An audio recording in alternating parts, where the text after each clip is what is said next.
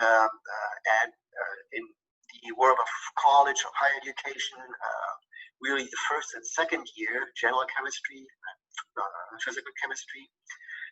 It's also heavily used in secondary education, high schools in the US, A-level classes in the UK, advanced placement courses. So it has a user base which are ideas modeling available for the first time, scientifically sound modeling to this user base. I'll leave it at this for this little intro to the software that you're going to use. I hope that the next couple of hours will be instructive, and all that's left for me to do is to wish you good luck and good chemistry.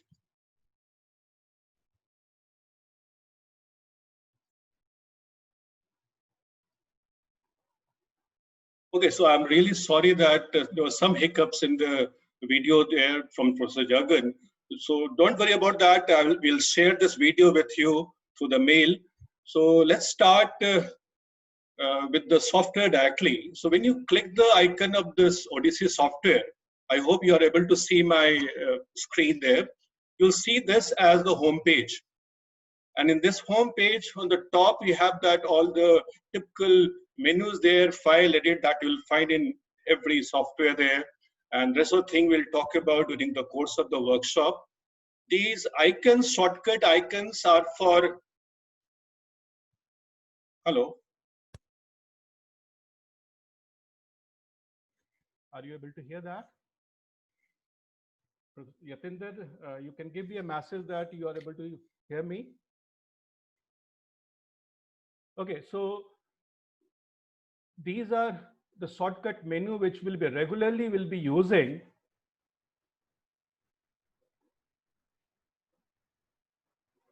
Okay, fine. Thank you. Thank you. Okay, so I got that you are able to hear me. So these are shortcut menu which will be the regular operation which is used in this particular software. The software has been classified into various categories, but for the new user, what I'll advise that please go through all these tutorials. Once you go through all these tutorials, you will be mastering this particular software. This software is basically mouse driven, so you should be comfortable with handling of the mouse there. So I'll take the first tutorial. This is how to view a 3D sample.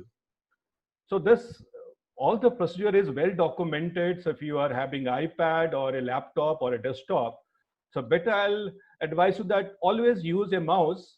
So mouse, when you press the left button, which is the primary key, you'll be able to rotate the molecule and keep that in the press mode.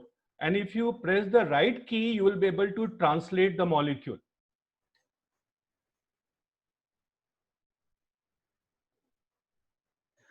You'll be able to translate the molecule. And if you use the scroll, you can zoom and zoom out. So you'll have a clear-cut 3D view of the molecule.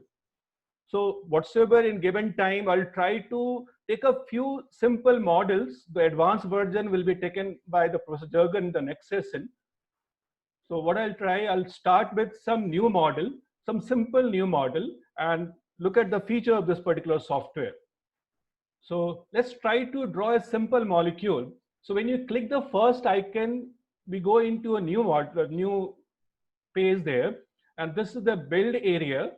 On the left-hand side, you have a template of all the atom type. There is a drop-down menu which shows something called entry level, advanced, solid, peptide, nucleotide. So we'll right now stick to the entry level. We have some simple atom type which is regularly used in a chemical system. So now if I want to draw butane 1-ol, I'll simply take this by default, which is that carbon with the sp3 hybridized. I click on the build model. Now we have a carbon tetrahedral carbon. Now to extend the carbon chain, at the end of the spoke, again click it. Now you have ethane molecule, then you have propane, and then you have a butane molecule. Now if you want to place OH group on the carbon 1, let's select oxygen with 2 single bond. And let's put on one of the spoke there, we have 1 butanol. Now whatsoever valency is left by default, that will be filled by hydrogen. So you can see that on the build metal, build right corner, that top corner on the left hand side, there's a cross there. If I cross this, will come out of this build mode. Now the hydrogen pops up there. You can rotate the molecule by the help of the left key. You can translate the molecule. You can zoom in and zoom out. Let's see some feature in this particular software. Now on the top, bottom, if you see a play mode, if I play this mode, the simulation will start. The bonds are vibrating, and you can see that on the right corner, this is 10 power minus 12 second. That means the time scale in which the molecule is vibrating is in the range of picosecond. So let's stop this. I'll show you some more feature in this case. Normally, as a chemist, what we are interested in, we want to, the most important thing is we want to have some information about the distribution of electron cloud around this molecule. And once the electron comes into picture, we know that we have to solve Schrodinger equation. When you solve Schrodinger equation, we get the value of the wave function. And when we square the wave function, we get the electron probability density. So if I need to calculate the electron probability distribution around this particular molecule, what I'll do, I'll click this.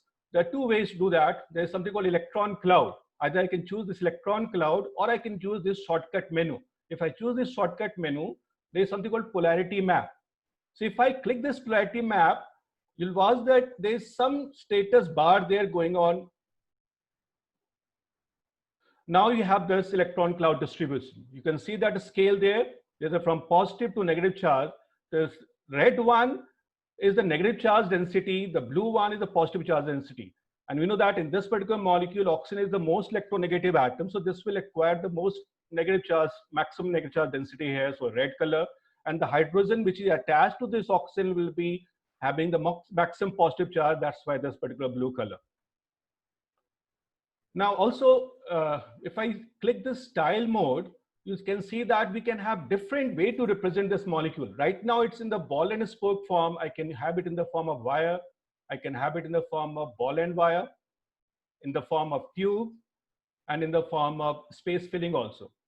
But mostly we look for this ball and spoke model there. Okay, I'll take another example. Let's try to make an inorganic molecule S8. I'll choose a fresh one. And from this build panel, you have now sulfur with 2 single bonds. So if I click this sulfur with 2 single bond and click on this build panel, we have the sulfur with 2 bonds in the bent form. Now I have to extend this into the S8 forms. I'll click on the spoke randomly, 5, then 6, then 7, and then 8. Now, right now it's in a zigzag fashion. Now, in a computational chemistry, one of the most important things we do is something called geometry optimization. And in geometry optimization, what we do, we change the bond length, bond angle, dihedral angle, so that it goes to the local minima in the potential energy surface. And for that, we need to click this, the third icon. You can see there's a third icon. If I click this, something energy minimization happens. Something happened here. But now you know that this is not a S8 molecule. For S8 molecule, these 2 bonds should be connected. So how to connect these 2 bonds? If I select this option at the bottom, you can see that something called, if I look at my cursor, the cursor says that's to make a bond on the left-hand side. So if I select this and select at the end of the 2 bonds which are not connected, it's selected now. And when I click on this, these 2 sulfur atom gets connected. But from the picture itself, it's clear that this particular bond is a bit elongated one compared to the other bonds. So what to do now? The best thing is we have to optimize the geometry. So again, go to this icon and click it. There's something happened there, some optimization happened there. Now you can see that the perfect S8 in the crown form.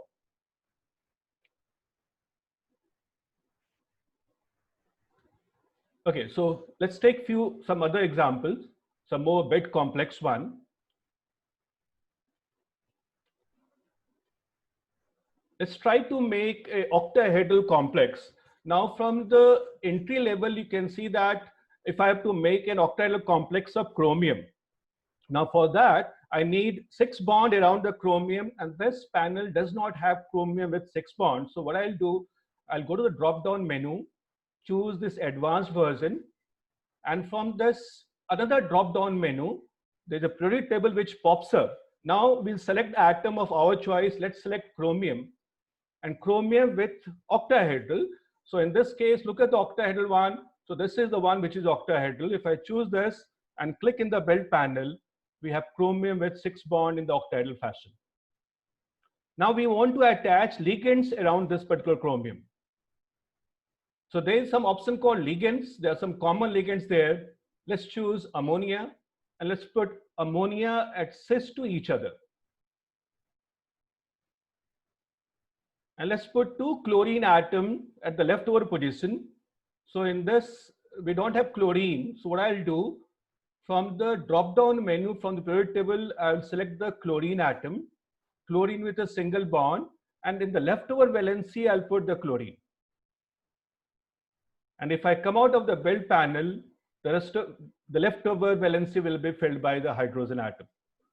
Okay, one more thing we want to see, that we haven't put the charge on this particular molecule, because we know that chromium is +3 charge and the 2 chlorides are -1. So net charge on this system has to be net +1, because ammonia is a neutral ligand. So how to put a positive charge? I'll go to look at the second menu.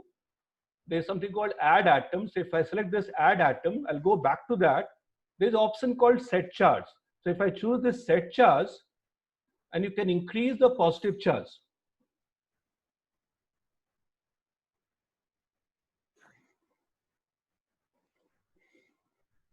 Okay, someone want to get entry into this. So let me allow them to enter.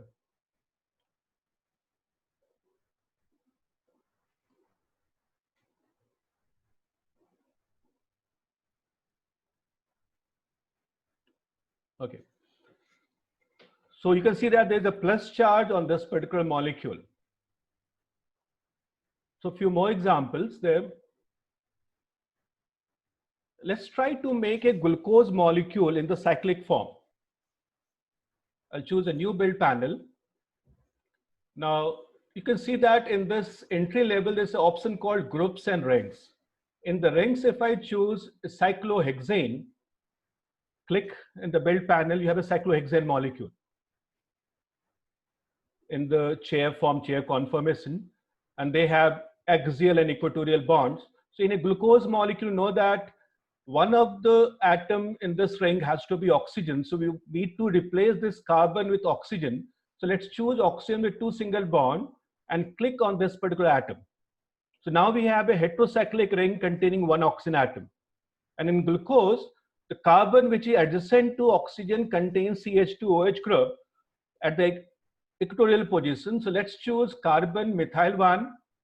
Click here. So now you have a methyl group. To convert to CH2OH, I'll choose again oxygen with 2 single bond and click at one end of this methyl group. Now we have a CH2 group at the equatorial position adjacent to this oxygen atom.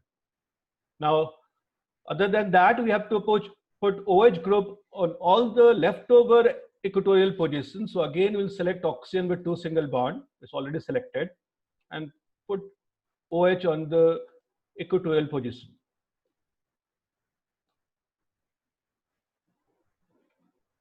Come out of this build panel. So we have a glucose molecule. There's a way to check if I have made it correct or not.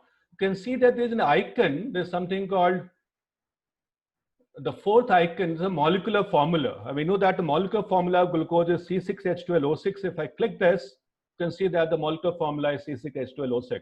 Okay. You can also look at the formula. There's the fifth icon. You can say name structure. If I click this, the structure is beta D-glucopyranose. Now, I'll show you another feature of this particular software. Remember this is beta D-glucopyranose. That means the configuration also they are showing it. So if I have to change this beta D-glucopyranose to alpha D-glucopyranose, then how to do that? I'll select the carbon atom which is adjacent to oxygen. Select this. You can see that this carbon is selected. At present, on this carbon, we have OH group at the equatorial position. If I do a right click and do an invert atom chirality, something happened. What happened that the OH which was present at the equatorial position has gone to the axial position. And now if I have to check this name of this particular compound, again go to this, check the name. Now it is alpha D-glucopyranose. That means we have changed the configuration also of this molecule. Look at some other additional feature. If I again go to add atom, select oxygen, and let's put water molecule around this particular glucose molecule randomly. So I'm putting randomly water molecule around this particular glucose. Come out of this build panel and do the simulation, start the simulation. So you can see that water molecule is moving around the glucose molecule. Stop this.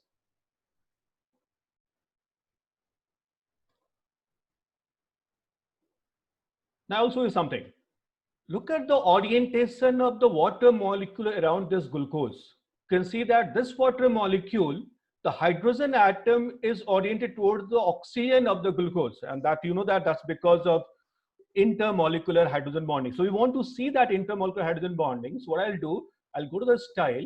There's some option called hydrogen bond. So if I click this hydrogen bond, all the intermolecular hydrogen bond appear in the form of dotted line there between the two water molecules, oxygen of this water, hydrogen of this water, or the hydrogen of this water with the oxygen of the glucose.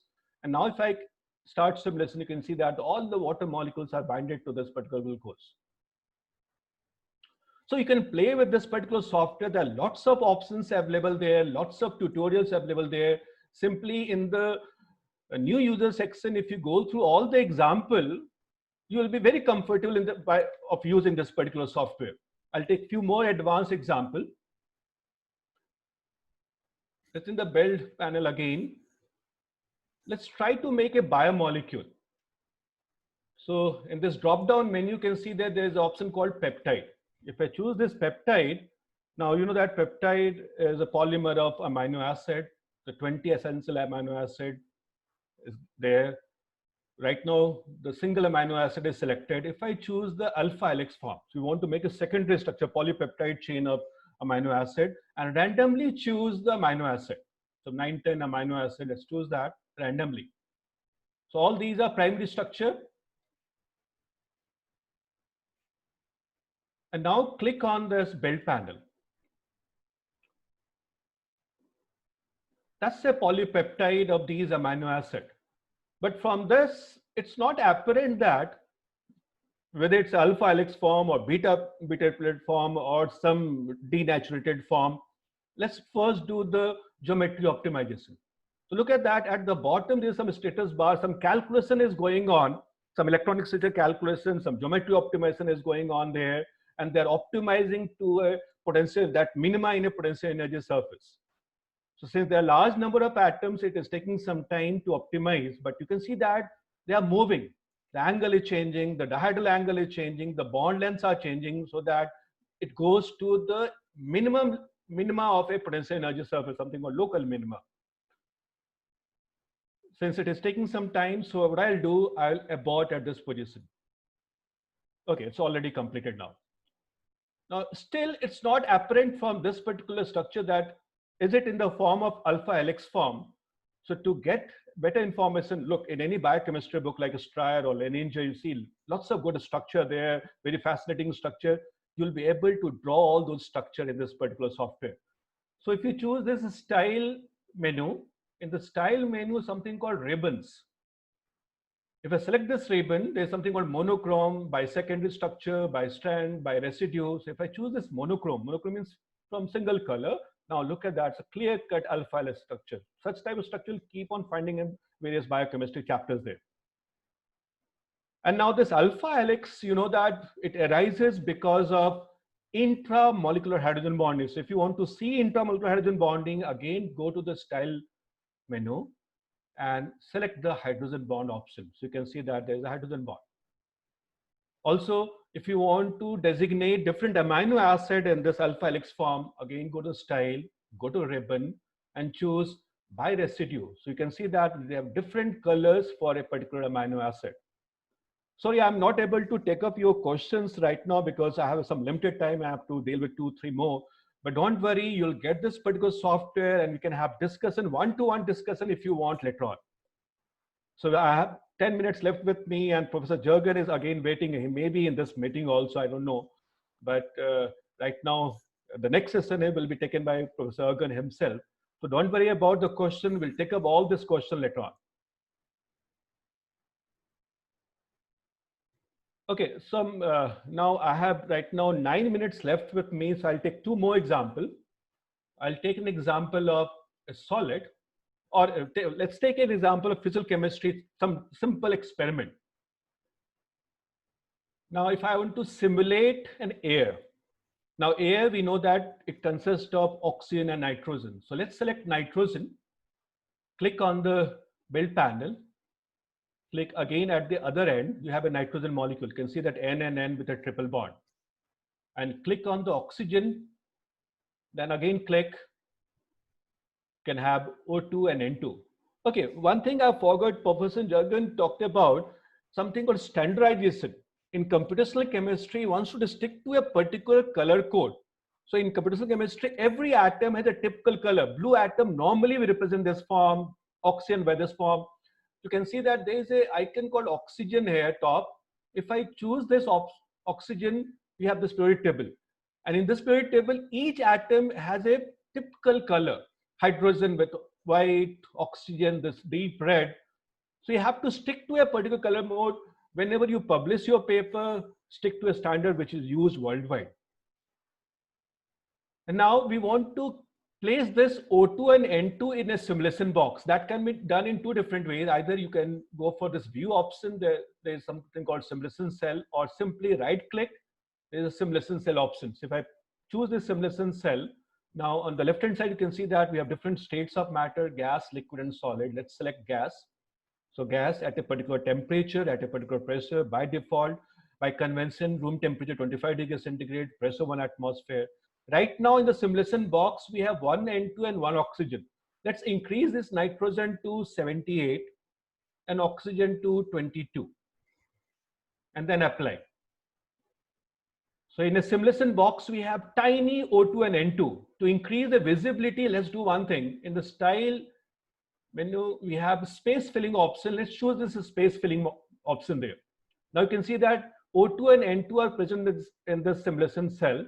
And now if I start the simulation, you can see that O2 and N2 are colliding with each other. They are doing a random motion, colliding with the wall of the container. And due to this collision, we know that they generate pressure. We can look for more option. Select this plotting. In the plotting, we have this add plots. You can ask the student to plot these type of things. So you can have something like space, that speed distribution. So click that speed distribution. You can see that we have a Maxwell-Boltzmann speed distribution there. If I stop this, or you can start this, slight variations occurring there, but normally it remains in the form of Maxwell-Boltzmann distribution there. So now I have 5 minutes left with me. Some of the participants made some request that I should also show with one example, the Spartan software, which is the mother software of this particular one, Odyssey. This Odyssey is mainly used for the teaching purpose.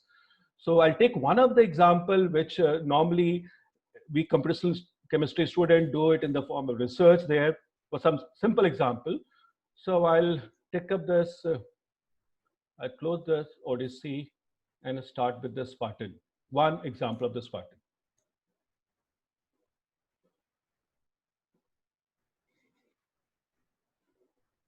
Okay, so that's the mother software. Normally we use it for some project work or for some research work there. Now, let's draw a butadiene molecule and let's try to mimic what we have studied in Huckel molecular orbital theory. The molecular orbitals, how to generate the molecular orbitals using Spartan. So if I click on this new build, so you can see that again, it's similar to what we have in the Odyssey software. And now I have to create a butadiene molecule In butadiene, we know that carbon sp2 hybridized. If I choose this carbon, the sp2 hybridized, click on the build panel. Let's extend that. At the other end, now you have ethene molecule. Extend that. Sorry, I made a mistake there.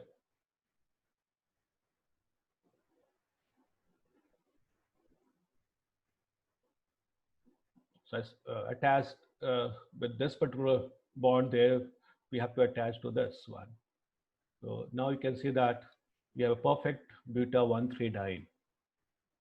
Now we have created a buta-1,3-diene. I want to come out of this build mode and now want to do is electronic structure calculation.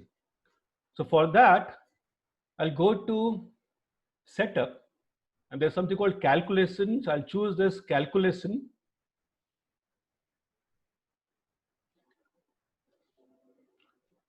Okay, so this window pops up there. Now in research work, you have to know some technical words there, some things like what do you want to calculate, at which level of calculation you are interested in. So right now we are interested in calculating electronic structure and we want to first optimize the geometry. That's why the first option by default is equilibrium geometry. We want to optimize at the ground state level. We can also do it at the excited state level. And then the methodology which we want to apply. So there are different level of calculation. Molecular mechanics, there we have to solve Newton's equation. Then semi-empirical model, we know that Huckel molecular theory is a semi-empirical model. But other examples are AM1, PM3, CNDO, INDO. Hartree-Fock, when I was doing my PhD work under the guidance of Professor Baksisar, we did lots of calculation based on Hartree-Fock. But the current flavor is no doubt density functional theory. So everyone right nowadays in the research, they want to do some DFT based calculation. And in DFT, there are two very important input. One is what is the functional which you are going to use? Typically, you'll find that in most of the research paper, you'll find this word, something called a hybrid functional, Becquet-3 Li-Yang-Par, B3-Lip functional. And the second is the initial basis set. The 631G, 631 plus G, DP, such a basis set you'll find in the research paper. So let's choose this B3-Lip and 631G. And then submit this particular job. So the calculation is going on. So we have to save this file in some folder. And look at that, this job has just started. You can monitor this job from this monitor. Look at that, the status says it's running. Since we have taken a very simple molecule, I don't think that it will take much time to complete this calculation. I am ending, so maybe in 1 or 2 minutes, it will automatically close down, but whatsoever is there, you can see that part. And after 10 minutes, Professor Jurgen will be there, and he will be live from California itself. So thank you, Professor Jurgen, because I think at the very odd time in California, it must be around 3:30 a.m. there, and still there. Look at that, this job is now completed. So I'll show you one feature, and that is we are interested in molecular orbital. So if I click this particular icon, you can see that's a typical molecular orbital icon. If I click this, something appeared on the left hand side.